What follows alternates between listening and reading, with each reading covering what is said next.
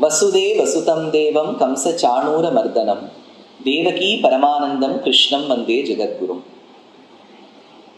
சர்வோபனிஷதோ காவஹா என்று உபனிஷத் சாரமான கீதையை உலகத்துக்கு உணர்த்தியவன், கொடுத்தவன் கீதாச்சாரியன் கண்ணன்.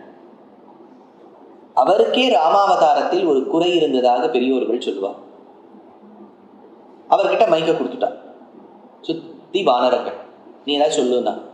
ராமர் ரொம்ப அழகா 2 வார்த்தை சொன்னார். சக்ருதேவ பிரபன்னாய தவாஸ்மீதிச்ச யாஜதே அப்படிங்கிற ராமச்சரம ஸ்லோகத்தை கூறினார். கூறிய பிறகு அப்போ இருந்த எல்லாரும் ஞானிகள்லாம் பார்த்தா, என்ன அழகா பேசியிருக்கார் ராமர். ஆனா என்ன, மைக்க கொடுத்த உடனே 2 வரி பேசி திரும்பி கொடுத்துட்டார். அந்த 2 வரி பேசினது உலகம் முழுக்க பரவிடுத்து. இப்போ நம்ம சொல்றோம் இல்லையா, சோஷியல் மீடியா கான்டெக்ட்ல இட் பிகேம் வைரல், எல்லா இடத்துலையும் பரவிடுத்து. அப்ப ராமருக்கு ஒரு குறையாம், ஐயோ இன்னும் கொஞ்ச நாளை பேசியிருக்க கூடாதான். கண்ணனாக பிறந்த போது காத்து கொண்டிருந்தார். அந்த குருக்ஷேத்திர பூமியில் எப்போது அர்ஜுனன் கேள்வி கேட்டானோ இதுதான் சாக்குன்னு வச்சுட்டான். அத்தனை சாரத்தையும் கீதையாக பொழிந்து விட்டார். அது கண்ணனே, சர்வலோகேஸ்வரனே எத்தனையோ அவதாரங்கள் எடுத்தவன் ஒரு ஆச்சாரியனாக தான் பிறக்க வேண்டும் என்று கொண்ட ஒரு ஆசை. It was his desire to be a good teacher. அந்த ஆச்சாரியனுடைய பெருமையை கண்ணனோடு இணைத்து ஆண்டாள் சொல்லக்கூடிய பாசுரம் தான் 21வது பாசுரம். ஏற்ற கலங்கள் எதிர்பொங்கி மீதளிப்ப என்கின்ற பாசுரம். ஏற்ற கலங்கள் எதிர்பொங்கி மீது அளிப்ப அப்படிங்கிற பாசுரம். இந்த ஏற்ற கலங்கள் அப்படின்னா இதை எந்த கான்டெக்ஸ்ட்ல ஆண்டாள் சொல்றான்னு பார்க்கணும். அவ கிருஷ்ணரை எழுப்ப போறா. இப்ப கிருஷ்ணர் யாரோடவோ பிள்ளை. யாரோட பிள்ளைங்க? நந்தகோபால். அப்ப அந்த நந்தகோபாலனுடைய சீரும் சிறப்பும் என்னங்கிறத பார்க்கணும். அவர்கிட்ட இருக்கக்கூடிய செல்வம் என்ன? அவருடைய கொல்லப்புறத்தில், அவர் வீட்டுக்கு இருக்கக்கூடிய இந்த பேக் யார்ட்ல பெரிய மாட்டுக்கொட்டா, அதுல நிறைய மாடுகள் நின்று இருக்கு.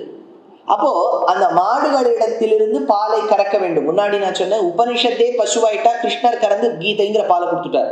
நந்தகோபாலன் கீதை பால்லாம் கொடுக்கல, அவர் நார்மல் ஆவின் பால் தான் கொடுத்தார். அதனால இந்த பசுக்கள் எல்லாம் நிக்க வச்சுட்டு பால் கறக்கணும். ஆனா இந்த பால் எப்படின்னா, நீங்க எந்த அளவுக்கு பாத்திரம் வைக்கிறீங்களோ அந்த அளவுக்கு நிறைக்கக்கூடிய அளவுக்கு இருந்த பசுக்களாம். அதனால ஏற்ற கலங்கள் எதிர் பொங்கி மீதளிப்ப. சரி, ஒரு பாத்திரத்தை வச்சுட்டு சரி பால் வந்துடுத்துன்னு பார்த்தா அரை பாத்திரம் தான் நிறைஞ்சு, பாக்கி நாளைக்கு தான் அரை வரும் போல இருக்கு. அப்படின்னு இல்லை. இந்த பசுக்கள்லாம் கொழுத்திருந்த பசுக்கள். நீங்க எந்த அளவுக்கு பாத்திரம் வைக்கிறீங்களோ அந்த அளவுக்கு கொட்டும். ஒண்ணுமே இல்லை. வீடுகள் தோறும் நம்ம நிறைய டேங்க் எல்லாம் கட்டி வச்சிருக்கோம். அப்புறம் ரெயின் வாட்டர் ஹார்வெஸ்டிங் பண்ணியிருக்கோம். இப்போ ரெயின் வாட்டர் ஹார்வெஸ்டிங் பண்ணும்போது என்ன சொல்றோம், மழை வரும்போது அது சேமிக்கும், அந்த தண்ணி எல்லாம் அது பாதுகாக்கும். மழை வந்தால்தான் ரெயின் வாட்டர் ஹார்வெஸ்டிங்க்கு வசதி பண்ணணுமா? என்ன பண்ணணும்னா, மழை வருவதற்கு பூர்வமே பண்ணணும். ஆனா நம்ம வெட்டிட்டோங்கிறதுக்காக மழை வரணுங்கிறது இல்லை. ஆனா வெட்டி வச்சா மழை வந்தால் உதவும். அதுபோல் ஏற்ற கலங்கள் எதிர்பொங்கி மீதளிப்ப மாற்றாதே பால் சொரியும் வள்ளல் பெரும் பசுக்கள். ஒரே வரியா எடுத்துட்டேன்னா, நீங்க ஒரு பாத்திரம் வச்சு அது நிறைஞ்சு இன்னொரு பாத்திரம் எடுத்து வைக்கிறதுக்குள்ள அது நிறைஞ்சு அது வழிஞ்சிடும். அப்படின்னா ஒரு ஆச்சாரியன் என்பவன் நீங்க எந்த அளவுக்கு சின்சியரிட்டியோட இருக்கீங்களோ உங்க சின்சியரிட்டி லெவலை பார்த்துட்டு அதுக்கு டைரக்ட்லி ப்ரொபோர்ஷனலா அந்த அளவுக்கு ஞானத்தை கொடுப்பார். சுவாமி, எனக்கு 1/2 மணி நேரம் தான் ராமாயணம் படிக்க முடியும். 1/2 மணி நேரத்துக்கு எவ்வளவு ஞானம் கிடைக்குமோ அவ்வளவுதான் கிடைக்கும். சுவாமி, நான் படிச்சுட்டே இருக்கணும். படிச்சுட்டே இருந்தா படிச்சுட்டே இருக்கிற அளவுக்கு ஞானம் வந்துடும். அப்படின்னா நம்ம ஹார்ட் ஒர்க், நம்ம போடுற எஃபர்ட்டுக்கு டைரக்ட்லி ப்ரொபோர்ஷனல். டைரக்ட்லி ப்ரொபோர்ஷனல்லாம் படிச்சிருக்கேன் ஸ்கூல்ல. இந்த டைரக்ட்லி ப்ரொபோர்ஷனலா தான் அதனுடைய எஃபெக்ட் இருக்கும். அதனால ஏற்ற கலங்கள் எதிர் பொங்கி மீதளிப்ப. இதே மாதிரி பொங்கக்கூடிய பாலை பத்தி எங்கேயோ சொல்லியிருக்காளே.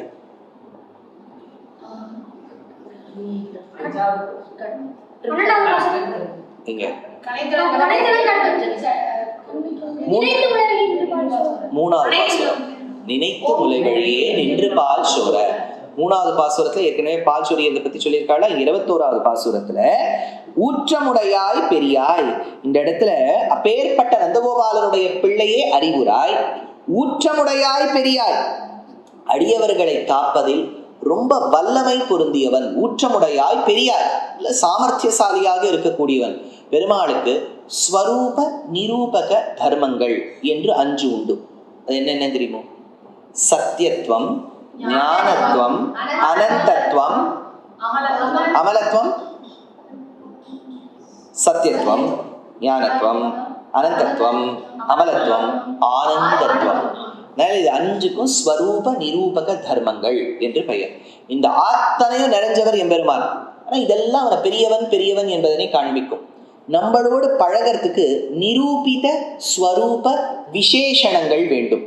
சௌலபியம், சௌஷீல்யம், வாத்சல்யம், மார்தவம், ஆர்ஜவம், சௌஹார்தம், சத்தியகாமம், இதெல்லாம் அவருக்கு இருக்கக்கூடிய சாதாரண, அதாவது நம்மளோட பழகக்கூடிய தன்மையான நிரூபித்த ஸ்வரூப விசேஷணங்கள். அதனால சொல்றார், ஊற்றமுடையாய் பெரியாய் உலகினில் தோற்றமாய் நின்ற சுடரே, எல்லா காலகட்டங்களிலும் தேஜோமயமாக இருக்கக்கூடிய எம்பெருமானே. இப்ப பெருமாள் பாண்டவ தூதனாக வந்தார். அப்போ துரியோதனனும் அவனுடைய தோழர்களும் சேர்ந்து பெருமாளை அடைக்கணும் நினைச்சா. அப்போது பெருமாள் அதை சுடராக இருந்து பிரகாசித்தாராம். பெருமாள் உலகளக்கும் போது, விஸ்வரூபம் எடுக்கும் போது, அப்பொழுதும் பெருமாள் தன்னுடைய சுடரான ரூபத்தை காண்பித்தாராம். அதனால அவரை நம்ம ஒண்ணுமே இல்லை, அவரை விடுங்க. சுதர்சனத்துக்கு என்ன சொல்றோம்? ஸ்புரத்து சஹஸ்ராரி ஷிகாரி தீவிரம். சுதர்சனம் பாஸ்கர கோடி துல்லியம். எத்தனையோ ஒரு சூரியனை பார்க்கறதுக்கே நமக்கு கண்ணெல்லாம் ஆஹா ஓஹோன்னு வலிக்கிறது. இந்த மாதிரி கோடி சூரியர்கள் ஒன்று சேர்ந்தார் போல் இருக்கக்கூடிய சக்கரத்துக்கே இந்த அளவுதான் பெருமாள் எப்படி இருப்பார்? அவனா தோற்றமாகின்ற சுடரே துயிலழாய். ஆண்டாள் நேர கிருஷ்ணரை பிரார்த்திக்கிறா, நேர கிருஷ்ணரை புகழ்ந்து பாடுறா, நேர அவனை எழுப்புறா. சுடரே துயிலழாய். அப்புறம் மாற்றார் உனக்கு வலி தொலைந்து உன் வாசற்கண். அதனால யாரெல்லாம் உன்னுடைய வைபவத்துக்கு எதிரா நிற்கிறாளோ, அது சுரர்களாக இருக்கட்டும், அசுரர்களா இருக்கட்டும், ராட்சசாளா இருக்கட்டும், யக்ஷர்களாக இருக்கட்டும், கிண்ணறர்களாக இருக்கட்டும், யாராக இருப்பினும் மாற்றார் உனக்கு வலி தொலைந்து உன் வாசற்கண். ஒரு காலகட்டத்துல அவளே புரிஞ்சுப்பா, இவர்கிட்ட பகமை இருந்து பிரயோஜனம் இல்லை, இவர்கிட்டே நம்ம போய் சரணாகதி பண்ணிவிடலாம். காக்காவானது கர்வத்தோடு நினைத்தது, சீதையினிடத்தில் நாம் அபச்சாரம் செய்து விடலாம். அப்ப பெருமாள் என்ன பண்ணார்? ஒரு சின்ன தர்பையை எடுத்துட்டு அதுல பிரம்மாஸ்திர மந்திரத்தை உச்சாரணம் பண்ணி அதை விட்டார். எந்த ஒரு வஸ்துவையும் ஆயுதமா கன்வெர்ட் பண்ணிவிட்டா தனுர்வித்தையில அதுக்கு பேர் என்ன? ஐஷிகம். இந்த ஐஷிகம் சின்ன சின்ன வஸ்துக்களை கூட ஆயுதம், அஸ்திரங்களாக மாத்தலாம். அப்போ ஒரு சின்ன ஒரு புல்லை எடுத்து ஆயுதமா மாத்துட்டார். வல்லவனுக்கு புல்லும் ஆயுதம். அப்போ தர்பாஸ்தரணன் அந்த காக்கை பின்னாடி விட்டார். அந்த காக்கா ஒரு வீடா போகுது. பிரம்மாவின் வீட்டுக்கு போச்சு, சிவபெருமானுடைய வீட்டுக்கு போச்சு, நாராயணனுடைய இல்லத்துக்கு போச்சு, இந்திரன் தன்னுடைய அப்பாவின் வீட்டுக்கு போச்சு. 8 திசையும் உழன்னோடு இழைத்து விழும் காகம் போல் மறுபடியும் எல்லா இடத்துலையும் சுத்தி திரிந்து பெருமாள் கிட்டே விழுந்ததாம்.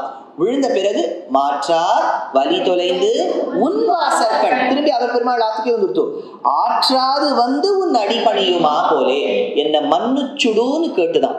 எப்படி பகைவர்கள் பெருமாளுடைய குணாதிசயத்தை முன்பு தெரியாதவர்கள் பெருமாளுடைய சுடர் விடக்கூடிய அந்த ஜுவாலையை பார்த்துவிட்டு மறுபடியும் சுத்தி திரிந்து கீழே விழறாளோ, பெருமாளுக்கு அந்த நிலைச்சு பார்த்தோம்.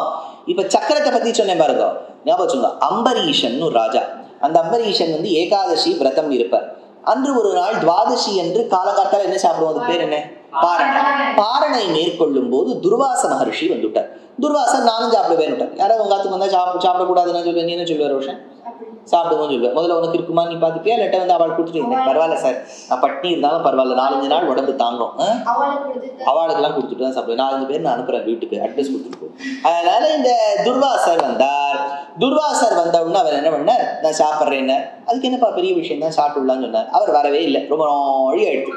அப்போ அதுக்குள்ள இவர் கொஞ்சோன்னு அந்த துளசி ஜலத்தை பருகலாம் நினைச்சார். துளசி ஜலத்தை பருகலாம் என்று நினைக்கிறதுக்குள்ள துர்வாசர் கோபித்தார், கிருத்தியை உருவாக்கினார். அது அம்பரீஷனை துரத்தும்னு நினைச்சார். அதுக்குள்ள சக்கரத்தாழ்வார் நடுவில் வந்துட்டார். சக்கரத்தாழ்வார் இப்போது அம்பரீஷ, அதாவது இந்த கிருத்தியையும் துரத்தி அது துர்வாசரையும் துரத்தி இவர் எல்லா இடத்துக்கும் போன உடனே, அப்ப பெருமாள் இடத்துக்கு போன உடனே பெருமாள் சொன்னாராம், என்னவோ பக்தர்கள் எனக்கு அடக்கன்னு நினைச்சிட்டு இருக்கேன், அகம் பக்த பராதீனா, நான் பக்தனுக்கு அடிமை என்று சொல்ல, அப்ப சுதர்சன ஆழ்வாரை பிரார்த்தித்து சுதர்சன ஆழ்வார் மறுபடியும் சென்றார்.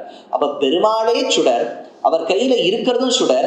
இவ யார்கிட்ட நம்ம பகைச்சுண்டாலும் காக்கைக்கும் துர்வாசருக்கும் எந்த நிலைமையோ ஏற்படும். அதனால இந்த இடத்துல சொல்றார், உலகிலின் தோற்றமாய் நின்ற சுடரே துயிலழாய், மாற்றார் உனக்கு வலி தொலைந்து உன் வாசற்கண் ஆற்றாது வந்து உன் அடிபணியுமா போலே போற்றியாம் வந்தோம். நாங்கள்லாம் என்ன துர்வாசர் மாதிரி சண்டையா போட்டோம். நான் என்ன காக்கா மாதிரி யாரையாவது அழகால குத்தினேனா? நான் சாதாரண ஒரு 4 வயசு குழந்தைப்பா. என் பேர் அண்டாளப்பா. நான் போய் ஏதாவது தப்பு பண்ணியிருப்பேனா? அதனால உன் வீட்டு வாசலுக்கு வந்திருக்கோம் கிருஷ்ணா. நீ எழுந்துட்டாதானே கதவை திறக்க முடியும். கதவை திறந்தால்தானே நான் உன்னை பார்க்க முடியும். கண்ணா, அதற்காக எனக்கு வந்து சேவையை கொடு அப்படின்னு பிரார்த்திக்கக்கூடிய 21ஆம் பாசுரம் இது. Dear Astika reader, I'm happy to be authoring a 2-part book on the Ramayana in English. The first part is slated for release in the year 2024. The book aims to recreate and retell the Ramayana of Valmiki, conforming to the ancient commentaries and other allied literature. To receive notifications of the book release, kindly register with www.deshikadaya.org/books. Namaskaram. Namaskaram Astikas. I'm tentatively scheduled to travel to Abu Dhabi and Dubai in the mid-February, to 7 cities in the countries of Australia and New Zealand, namely Adelaide, Perth, Brisbane, Sydney, Melbourne, Auckland and Wellington between the 25th of February and the 25th of March. I'm scheduled to travel to Singapore either in the month of April or January, and later I'll be rendering discourses in New Jersey, Boston, Maryland, Pittsburgh, and then in St. Louis and Indianapolis in the month of July. I'm sure you would love to share this message with your friends and relatives.